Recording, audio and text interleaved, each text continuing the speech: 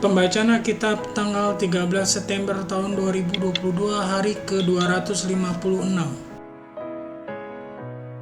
Yunus pasal 3. Pertobatan Niniwe. Datanglah firman Tuhan kepada Yunus untuk kedua kalinya demikian. Bangunlah, pergilah ke Niniwe, kota yang besar itu, dan sampaikanlah kepadanya seruan yang kufirmankan kepadamu.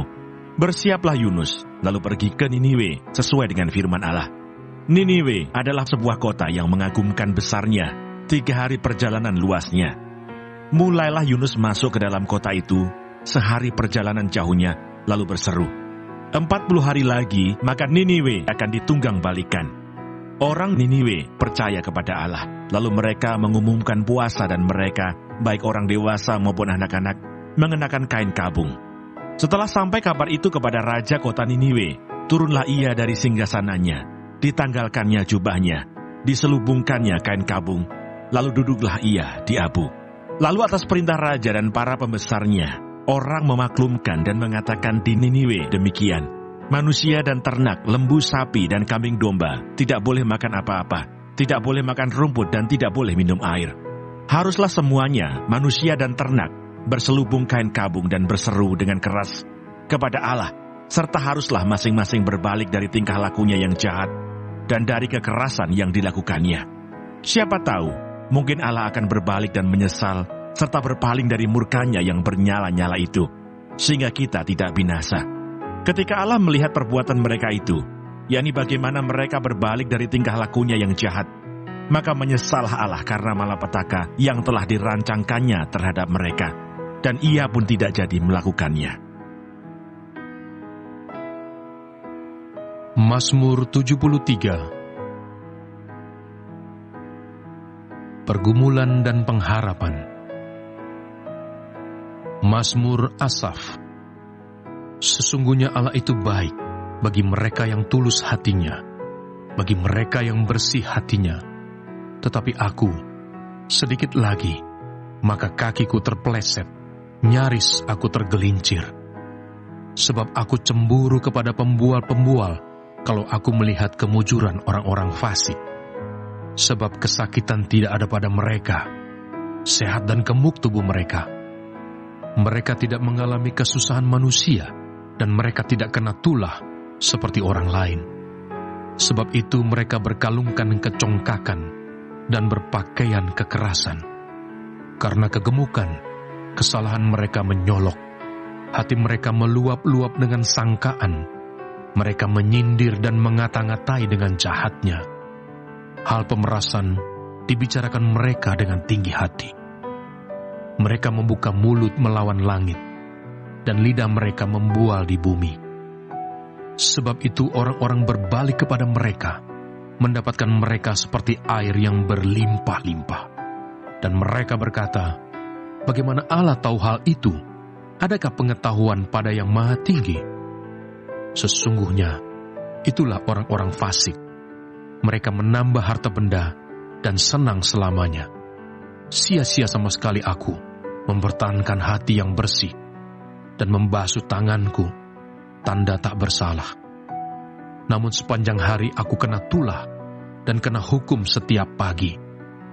Seandainya aku berkata, aku mau berkata-kata seperti itu, maka sesungguhnya aku telah berkhianat kepada angkatan anak-anakmu. Tetapi ketika aku bermaksud untuk mengetahuinya, hal itu menjadi kesulitan di mataku, sampai aku masuk ke dalam tempat kudus Allah dan memperhatikan kesudahan mereka. Sesungguhnya, di tempat-tempat licin kau taruh mereka, kau jatuhkan mereka sehingga hancur. Betapa binasa mereka dalam sekejap mata, lenyap, habis oleh karena kedahsyatan.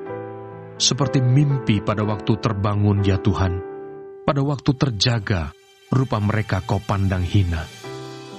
Ketika hatiku merasa pahit, dan buah pinggangku menusuk-nusuk rasanya, aku dungu dan tidak mengerti. Seperti hewan, aku di dekatmu. Tetapi aku tetap di dekatmu. Engkau memegang tangan kananku. Dengan nasihat-Mu, Engkau menuntun aku, dan kemudian Engkau mengangkat aku ke dalam kemuliaan. Siapa gerangan ada padaku di surga selain Engkau? Selain Engkau, tidak ada yang kuingini di bumi. Sekalipun dagingku dan hatiku habis lenyap, gunung batuku dan bagianku tetaplah Allah selama-lamanya. Sebab sesungguhnya, siapa yang jauh daripadamu akan binasa. Kau binasakan semua orang yang berzina dengan meninggalkan Engkau. Tetapi aku suka dekat pada Allah. Aku menaruh tempat perlindunganku pada Tuhan Allah, supaya dapat menceritakan segala pekerjaannya. 2 Petrus pasal 3. Akan tetapi, saudara-saudaraku yang kekasih, yang satu ini tidak boleh kamu lupakan, yaitu bahwa di hadapan Tuhan satu hari sama seperti 1000 tahun, dan 1000 tahun sama seperti satu hari. Tuhan tidak lalai menepati janjinya, sekalipun ada orang yang menganggapnya sebagai kelalaian. Tetapi Ia sabar terhadap kamu, karena Ia menghendaki supaya jangan ada yang binasa, melainkan supaya semua orang berbalik dan bertobat. Tetapi hari Tuhan akan tiba seperti pencuri. Pada hari itu langit akan lenyap dengan gemuruh yang dahsyat, dan unsur-unsur dunia akan hangus dalam nyala api, dan bumi dan segala yang ada di atasnya akan hilang lenyap. Jadi, jika segala sesuatu ini akan hancur secara demikian, betapa suci dan salehnya kamu harus hidup, yaitu kamu yang akan menantikan dan mempercepat kedatangan hari Allah. Pada hari itu langit akan binasa dalam api, dan unsur-unsur dunia akan hancur karena nyalanya. Tetapi sesuai dengan janjinya, kita menantikan langit yang baru dan bumi yang baru, di mana terdapat kebenaran. Terima kasih. Tuhan Yesus memberkati. Amin.